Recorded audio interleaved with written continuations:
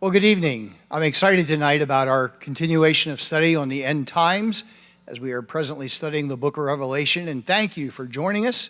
We're looking forward tonight as we get into Revelation chapter 17, talking about the destruction of ecclesiastical Babylon. Chapter 18, of course, is talking about the destruction of literal Babylon, and that sometimes when you're reading through Revelation, it can be a little confusing, but tonight, hopefully, by the time we're done, you will have a clearer understanding. Let's go ahead and pick up with Revelation 17.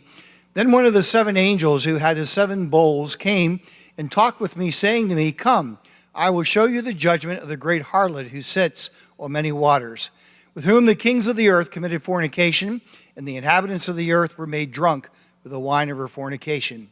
So he carried me away in the spirit into the wilderness, and I saw a woman sitting on a scarlet beast, which was full of names of blasphemy, having 7 heads and 10 horns. The woman was arrayed in purple and scarlet, and adorned with gold and precious stones and pearls, having in her hand a golden cup, full of abominations and the filthiness of her fornication. And on her forehead a name was written, Mystery, Babylon the Great, the mother of harlots and of the abominations of the earth. I saw the woman drunk with the blood of the saints and with the blood of the martyrs of Jesus. And when I saw her, I marveled with great amazement. But when the angel said to me, "Why did you marvel? I will tell you the mystery of the woman and of the beast that carries her, which has the 7 heads and the 10 horns. The beast that you saw was and is not, and will ascend out of the bottomless pit and go to perdition. And those who dwell on the earth will marvel, whose names are not written in the book of life from the foundation of the world, when they see the beast that was and is not and yet is. Here is the mind which has wisdom.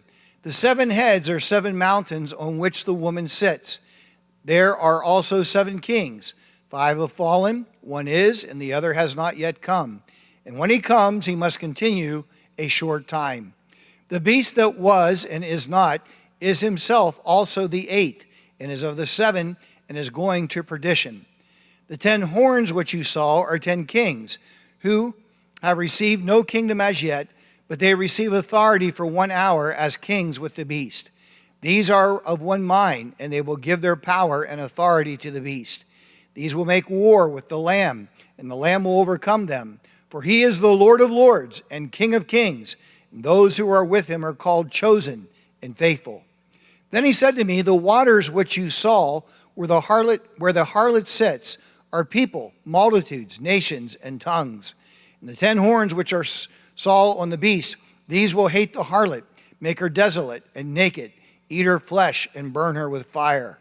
For God has put it into their hearts to fulfill his purpose, to be of one mind, and to give their kingdom to the beast, until the words of God are fulfilled. And the woman who you saw is that great city which reigns over the kings of the earth." May the Lord bless our time together tonight.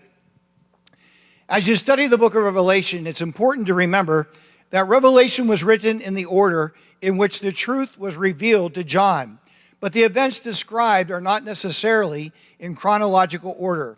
This is especially true of Revelation 17, which probably occurs during the first half of the tribulation period. The chapter before us is a story of the rise and fall of the ecumenical world church, while chapter 18 describes the destruction of the world political system. John, here in chapter 17, is invited by the angel to view the judgment of the great harlot who sits upon many waters. And the phrase used here, many waters, speaks of the religious control over humanity internationally.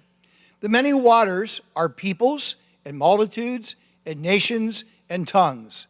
John will not only see her at the height of her power, but he will also have privy insight into her final destruction.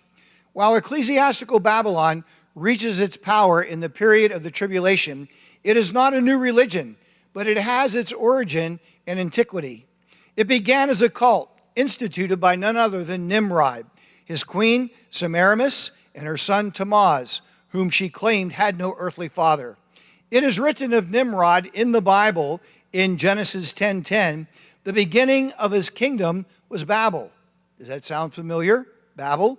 He was the leader who inspired the people to come together in an unholy ecumenical effort to defy God's plan that man should replenish the earth and not just a small part of it. Nimrod directed the building of the Tower of Babel, while Semiramis seduced the people into accepting a false and mysterious religion built around her and her son Tammuz, whom she claimed was supernaturally conceived. This false and unholy Babylonian religion did not die with Semiramis, but has persisted through the centuries in various forms. It appears in the Greek worship of Aphrodite and Venus, and the Greek god Adonis, the Egyptian goddess Isis and Horus, and the Roman Venus and Cupid. Even the Israelites at one time were guilty of burning incense to the Queen of Heaven, by whose name Semiramis was also known. You can read about it in Jeremiah chapter 44, verses 16 through 22. Jeremiah pronounced a curse upon all who participated in such activities. Many virgins were dedicated to Tammuz, son of Semiramis, who was alleged to have died and been resurrected. Among the ceremonies of the Babylonian cult were 40 days of weeping for Tammuz to commemorate his death, culminated by a period of rejoicing over his supposed resurrection. Now, if you stop and you think about it, this again was an evil attempt on Satan's part to duplicate the true Son of God, Jesus Christ, and also the fact of him rising from the dead. Again, this cult was based on the falsehood of the story of Tammuz resurrecting from the dead, which had no truth to it whatsoever. Ezekiel takes note of the Israelites who became corrupted by this false worship when he says, "He brought me to the door of the gate of the Lord's house, and behold, there sat women weeping for Tammuz," in Ezekiel chapter 8, verse 14. You see, this false religion has come and gone through the centuries, but it has always been present, awaiting the time when the true church is taken out of the way by the way of the rapture to come to its full power. Mystery Babylon has always been associated with idolatry in some form. In symbolic language, the use of the words such as adulteress, fornication, abomination, etc., refer to idolatry and religious unfaithfulness. So when John speaks of this woman's idolatry and abomination, he designates this religion as idolatrous. The fact that she is able to make the kings and the inhabitants of the earth drunk with the wine of her fornication speaks of her strong religious influence. Spiritual fornication has to do with Christianity embracing the world. In other words, leaping out of God's arms of love into those of another lover. God's word instructs us that all true Christians be separated from the world in Romans chapter 12, verse 2, specifically cautioning them not to fall in love with the world or anything that it contains in 1 John chapter 2, verse 15. Those who disregard these commands are spiritual idolaters and spiritual fornicators.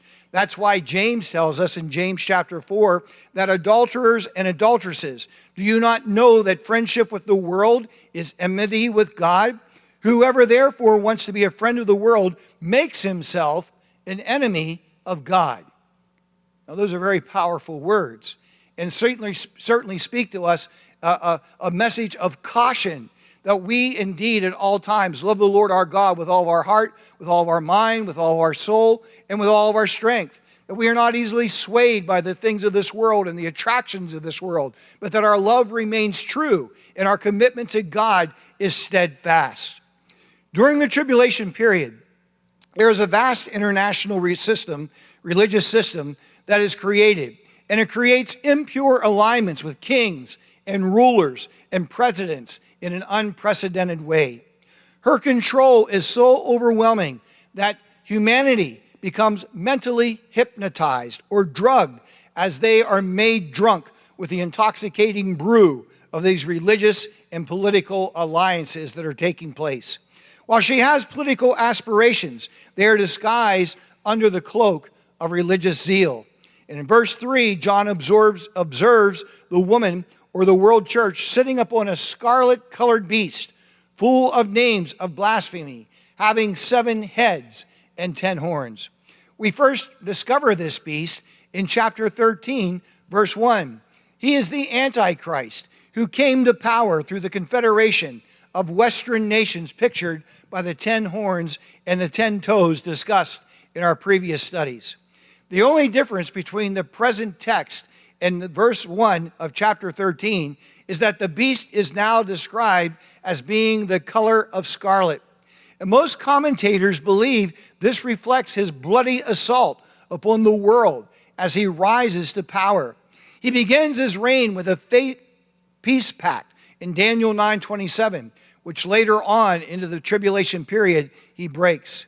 As a result, millions of individuals are slaughtered during his rule. Now he bears the blood-red color of an executioner. Looking at verse 4, we notice that the woman or mother of the United World Church is clothed in royal fashion. She is seen as a wealthy church because she is clothed in purple and scarlet, signifying royalty. And not only that, she is decked with gold, precious stones, and pearls. And even the abominations and filthiness of her fornication are carried within a golden cup.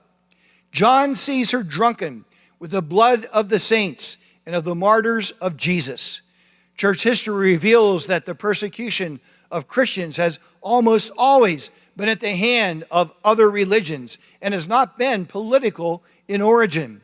Mystery Babylon is also called the mother of harlots and the abominations of the earth in verse 5. Here we discover that the mother church, or this universal worldwide church, has daughters, and her offsprings are groups who either rejected the true teachings of Jesus Christ or those who had a counterfeit experience with the Son of God. They went through the motions, but they were not truly converted. And this speaks very strongly to each of us as individuals. Do I truly love God with all of my heart, or do I just know the right things to say? In my case, I was brought up in the church all my life. I know all the terminology. I know the right things to say. I know the right things to do. I know how to act around other Christians. But is it something that I do out of a conviction because of my love for God? Or am I just putting up a falsehood? Friend, I pray tonight that our commitment to the Lord is genuine. And I pray tonight that we are serving God out of the motive of love and nothing else. We find out that this includes people from all denominations and all cults. Yes, even Pentecostals. And yes, I'll take it even further than that. Even people in Assemblies of God churches. Am I just going to church to fulfill an obligation, to keep my spouse happy? Or am I doing it because I have a genuine desire to come and to worship God in spirit and in truth, and join in worship with my brothers and sisters in the body of Christ? Notice this counterfeit church. They are all united in one accord under the leadership of the false prophet. And as John watches all the cunning antics of persecution this woman uses, he wonders with great admiration. Now, this doesn't mean he admires the one who so mercilessly has destroyed so many. Instead, the original Greek text implies that John wonders with a great wonder. In other words, he's mystified. He finds himself completely speechless at what he is seeing. In verses 7 and 8, the angels tell John he will reveal the mystery of the woman and the beast that carried her to him. Concerning the beast, the angel declares that the beast that John saw was and is not and shall ascend out of the bottomless pit and go into perdition. This is the same beast mentioned in verse 3, the Antichrist. The reason the beast was and is not and shall ascend out of the bottomless pit and go into perdition is that, as mentioned during our study of chapter 13, he is more than likely assassinated during the tribulation period and is not, there in verse 3 of chapter 13. Then Satan, the great imitator, resurrects him and enters the body of this human for the final 42 months of the tribulation period. This explanation fulfills the statement, and yet is, found here in verse 8. While he is deceased, the beast is in the place of departed evil spirits, none other than the bottomless pit. And at the time of his resurrection, he ascends out of this pit, only to eventually go back into eternal damnation at the conclusion of the Battle of Armageddon, when Christ himself cast him into the lake of fire that we read about there in Revelation chapter 19, verse 20. Verse 8 tells us that those persons whose names are not written in the book of life are emotionally stirred as they see this beast that was alive and is not because of his assassination, and yet is because of his resurrection rising again. Verse 9 is a tremendous text in that it locates geographically the final world power block and headquarters for the world church as well. Now, this passage has caused a great deal of confusion among Bible expositors who have had difficulty understanding what it means when it says that the 7 heads are 7 hills and that the woman sits on them. The statement, "This calls for a mind with wisdom," is clearly indicated by the history of the interpretation of this passage. Some believe that it refers to the city of Rome, because Rome is known as the city of 7 hills. However, the confusion of the 7 heads of the beast with the 7 hills of Rome arises from inattention to what the passage actually states. John was informed here in verse 10, they are also 7 kings. And if the hills represent kings, then they do not refer to the 7 hills of Rome. The whole theory that Rome is the capital of ecclesiastical Babylon is brought into question then.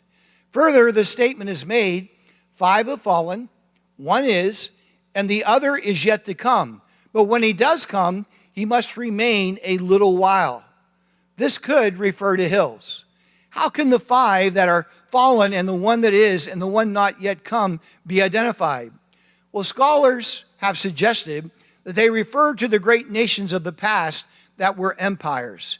This would include the nation of Egypt, the nation of Assyria, the nation of Babylon, Medo-Persian Empire, the Grecian Empire, and then, of course, ancient Rome. As John viewed it, ancient Rome would have been the 6th king. Later in history, Rome will be revived once again and would be considered to be the 7th king. This is what John refers to when he stated, the other is yet to come. As the years progress leading up to the second coming of Jesus Christ, however, the 10-nation kingdom that we read about in Revelation 13, which was the old Roman Empire revived, becomes a world empire, which with its ruler is the 8th king that we read about here in verse 11. Now, this is a plausible explanation, although not all biblical expositors would agree. However, it's important to understand that the conclusion about this prophecy is that it eliminates the concept that Rome geographically is involved as the headquarters of political Babylon. It leaves open the question as to where ecclesiastical Babylon will have its seat of power. And even more importantly, it opens the way for the possibility that political Babylon, that is revived Rome, will have its center of power in the literal rebuilt city of Babylon during the last 3.5 years leading up to the second coming of Jesus Christ. This all comes to a climax in Revelation 18, where the literal city of Babylon is destroyed, that we'll be getting into next week. So the question that arises then is this: what do the 10 horns represent? Well, thankfully, the angel continues to provide explanation to John in verses 12 through 18. He tells us that the 10 horns are 10 kings who have not yet received a kingdom, but who for 1 hour will receive authority as kings with the beast. Now, this is not literally a 60-minute 1 hour, but it's talking about the shortness of their reign of power. They have one purpose, and that is that they will give their power and their authority over to the beast. Based on a study of Daniel chapter 7 and Revelation chapter 13, the 10 horns represent 10 kingdoms, which were banded together to form the nucleus of the revived Roman Empire, which had power during the first half of the last 7 years. They are simultaneous in their rule, not successive. They are always viewed as 10 kings in a unit rather than successive monarchs. They are united in their actions, and their purpose and their place is to honor the world ruler. In verse 14, we learn that they make war with the Lamb. But the good news is this: as you read there, the Lamb will be victorious over them and overcome them. Both the woman, that is the one world church, and the beast, of course, the Antichrist, are totally opposed to God and to those who place their trust in the Lord at this time. Now, the next development that takes place that we read about here in verses 16 and 17 is one of surprise. Because we read in verse 16, the beast and the 10 horns you saw will hate the harlot, speaking of the church, making her desolate and naked, eat her flesh, and burn her with fire. Verse 17 continues and tells us why this takes place. Because God has put it into their hearts to accomplish his purpose by agreeing to give the beast their power to rule until God's words are fulfilled. The same ecclesiastical apostate church, typified by the woman that was supported and brought into being for the past 3.5 years with the help of the political leader, the Scarlet Beast, is now completely destroyed. The question is a natural one of how this fits into the sequence of events. In the overall picture of the last 7 years leading up to the second coming of Christ, this passage indicates that in the first half of the tribulation, this woman representing the world religion will have unreal power. Now, having come to the midpoint of the 7 years, when the head of the 10 nations take over as a world ruler, the apostate church is no longer of any use to him and is in the way of the Antichrist establishing his own religion. And as a result, the 10 nations destroy the woman, terminate her power and her position, and for all intent and purposes, religion is thrown out the window. Religion is no longer in existence, even though it was a false religion at this time. And the purpose behind this is that the world ruler, the Antichrist, will claim to be God himself. And for the final 3.5 years, the world religion will consist in the worship of the world ruler, or the Antichrist, and the worship of Satan himself, who is recognized as the power behind the world ruler in Revelation 13:4. So the whole religious system, having its source in ancient Babylon, is brought to its close because the final form of religion is the worship of the world ruler and does not need the support of the apostate church. Now, next week, we're going to be continuing our study in Revelation and looking at chapter 18. And it deals with the destruction of political Babylon as God pours out his wrath upon it. I trust that you'll look forward to joining us next week. Thank you for joining us this evening. And I want to thank you for joining us and take this opportunity to thank you for your faithfulness in your giving. Thank you for the way that you've enabled us to continue to support our missionaries at home and abroad, as well as help out many during this pandemic with different needs in their lives, whether it be for rental assistance or whether it be with food or medical expenses or what have you. Because of your faithfulness in your giving, we've been able to help many. And as I've mentioned before, we have helped several churches as well that are struggling at this time. I want to thank you as well for taking a moment and signing up for the services on Sunday on our church website. If you've not already done so, let me encourage you to do so. There's a link there entitled Save Me a Seat Sunday. And make sure to include the number that will be attending Sunday service with you. Do this as soon as possible. It helps us to determine whether or not we need to take other steps, either by way of a second service. So far, we've not had to do that. And so far, as of today, we still are looking like we can still get by with one service. But again, we need you to do that as quickly so we can get word out if in case we would need to do that. We are continuing to strive to provide you with sanitary and a safe environment when you worship with us in person. If you've not yet come out, let me encourage you to consider, come and check it out for yourself. And I want to thank you for cooperating with the guidelines that have been put into place during this pandemic to keep you and your family safe, as well as the well-being of others as well. Thank you for joining us this evening, and I look forward to seeing you this coming Sunday at 10 o'clock. May the Lord bless you, and I hope that you have a week filled with God's blessings. Have a great night.